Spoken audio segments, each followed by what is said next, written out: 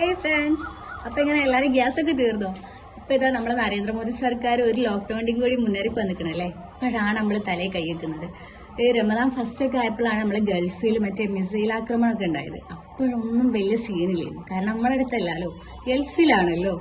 അപ്പൊ ഈ ഗൾഫാരൊക്കെ സ്റ്റാറ്റസ് ഇട്ടാണല്ലോ, ആരെങ്കിലും വിളിച്ചോ, പിരിവിന് വിളിക്കും, മരിച്ചാ വിളിക്കും, ജനിച്ചാ വിളിക്കും, കല്യാണത്തിന് വിളിക്കും, പൈസക്ക് വിളിക്കും, ഇങ്ങനെയൊക്കെ പറഞ്ഞിട്ട് ഗൾഫാരപ്പൊ സ്റ്റാറ്റസ് ഒക്കെ ഇട്ടപ്പോഴാണ് ഞാൻ വരെ എന്താ പറയാ, അവിടെ കുറച്ച് ആൾക്കാരൊക്കെ ഉണ്ട്, മാമ എന്താ പറയാ സേഫ് ആണോ ഇങ്ങനൊക്കെ പറഞ്ഞ് മെസ്സേജ് അയച്ചത് ആ ഒരു ടൈമിലാണ്. അതുവരെ നമ്മൾ ഗൾഫിൽ ആ ഒരു സിമ്പതി ഉണ്ടായിരുന്നുള്ളൂ. പക്ഷെ അവിടെ നമ്മൾ ആൾക്കാരുണ്ട്, അവരെ വിളിക്കണം, അങ്ങനത്തെ ഒരു ടെൻഡൻസി ഒന്നും ഉണ്ടായില്ല. അപ്പം ഇപ്പൊ നമുക്ക് ഗ്യാസ് ഒക്കെ തീരാറായി.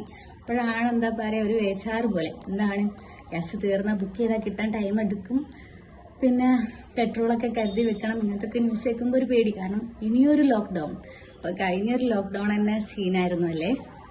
ലോക്ക്ഡൌൺ എന്ന് പറയുന്നതിനേക്കാളും കൂടുതൽ പേടി ഗ്യാസ് തീരുന്ന കേട്ടോ. കാരണം വിറക് കത്തിച്ച് പിന്നെ ഫുഡ് ഉണ്ടാക്കണം, ഫുഡ് ഉണ്ടാക്കാൻ തന്നെ ടാസ്ക് ആണ്. അതിന്റെ ഉള്ളിൽ കൂടെ വിറകും കൂടി കത്തിച്ച് അടുപ്പൊക്കെ കത്തിച്ച് ഫുഡ് ഉണ്ടാക്കാൻ പറയുമ്പോൾ വേറെ തന്നെ സീനാണല്ലോ.